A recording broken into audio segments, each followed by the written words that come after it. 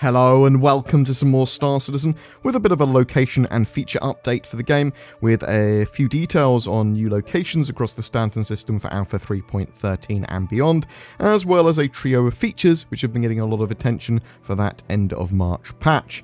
They've been working on the Javelin derelict point of interest that we already have in game, but they've been utilising it in a new way. The new Montreal turbulent-headed studio has been using it for a test bed for a lot of things.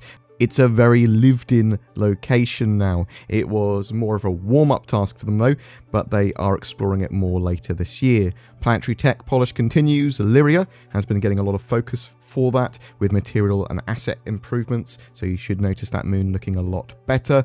Corals have returned to the oceans of Hurston. Shells, starfish, barnacles, and things like that are going to help flesh out the coastlines and beaches. Further out, we can look at the white box of the colonial outposts and homestead locations.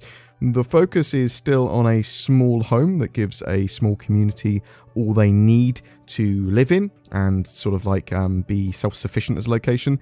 They showed batteries, solar panels, life support systems, and a garage that you could actually put like as a rovers and things like that. Placement of structures like this will be able to make use of the terrain modding tools so they can sit and conform to the terrain much more appropriately. They've fleshed out more of the internal spaces and connections between sections of these outposts. They've been planning out hab areas here for players to decorate and store items too. Pre-production has begun on materials explorations for the externals of the structures and how they look, from foundation to materials of the walls to more painted areas to smoothing off the edges so you don't have like sharp edges to walls. It looks very, very cool and quite unique compared to what we've previously had. There are two new hospital locations that have started white box block out. There's a new Babbage Hospital below Aspire Grand's hab. There's a pharmacy there that will allow you to buy medical gear and an ambulance drop-off point there too, which hopefully there'll be associated gameplay with rather than just NPCs making it look busy.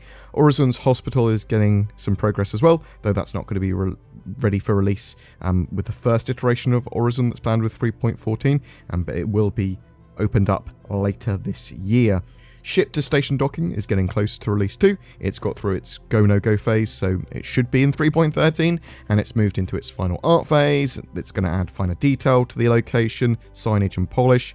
They've had some difficulties with the connection animations for the sort of docking collars here, but everything seems to be going well now.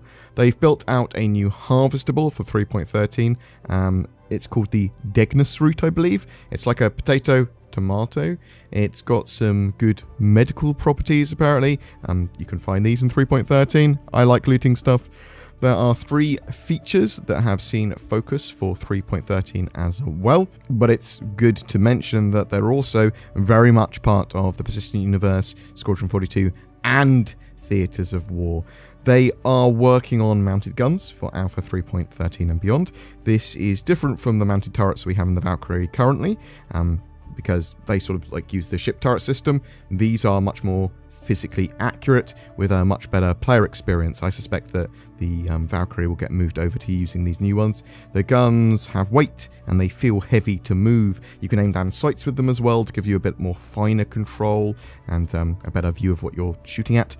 This first iteration will be a Gatling gun and will be already deployed in various locations, so you might go to a scrapyard or another location and there's a gun that you can use there for reasons. In the future it's going to be a wider range of weapons as well that you can mount to these or that will be pre-mounted to them. Staggers, these are updates to force reactions. It's a temporary loss or partial loss of control to your movement when you're hit by a large impact or your ship takes a large impact while you're running around, but the impact isn't hard enough to knock you down, so you go like stagger backwards or you stagger towards a wall and grab onto a railing, things like that is the idea. They have built out cargo trolleys as well, so this is actually pretty cool. It's a vehicle of sorts, cargo trolleys. It makes use of the push-pull mechanics, which are both the cargo trolleys and push-pull are part of 3.13, but basically you can put cargo on these trolleys, you can put players on these trolleys, you can put things on these trolleys and move them around, and they've got a lot of detail. They're physically accurate apparently. In the future, NPCs will push cargo and cargo containers around with these, and they'll be used to make areas look busier, but it's certainly going to be used for puzzles, and there are other helpful objects that will make use of this tech as well, like a ladder going up to a ship and things like that. So very cool stuff. I like the sandbox nature of some of this, and the fact that, yeah, it will make missions and emergent gameplay and that sort of stuff very interesting, but it gives you a lot of busy work to do in the game as well. It'll be interesting to see how the new events that they've got planned this year will make use of these new gameplay elements. Boom! That's it for today, and what is basically a summary of Inside Star Citizen. But are you excited for the hilarity and utility of cargo trolleys? How effective do you think mounted guns will be? Are you looking forward to the colonial outposts or hospitals and the new medical gameplay coming in the future?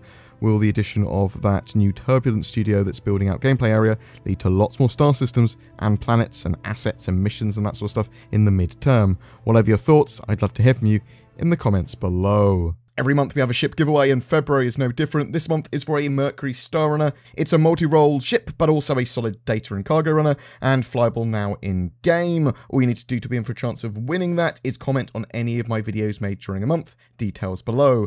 I'm also a massive shill for NordVPN. If you are looking for a VPN service, and you should, then NordVPN acts as a fleet of ships protecting your data from prying eyes while also providing privacy, like a ship would. Enjoy the interwebs without borders, securely and safely. Use the links below for discount. I can't promise it will make your life better, but I can imply that. Also, there is Game Glass. Do you have a touchscreen device that you want to use as a diegetic controller or interactive panel for Star Citizen and other games? Check out Game Glass. It's free for life for the basic version, and you can buy additional shards or functionality or subscribe for more as well. A special thank you for everyone that goes the extra mile to become a channel member or Patreon, as well as just liking, subscribing, or sharing these videos. If you would like to further support the channel, then please consider using the YouTube join button below my videos and becoming a BoredGamer channel member. You'll get some exclusive content each month, as well as badges that appear in the comments section of videos and emotes that you can use and all that sort of jazz. Thank you so much for checking out my content. You take care, and I hope to see you in the verse.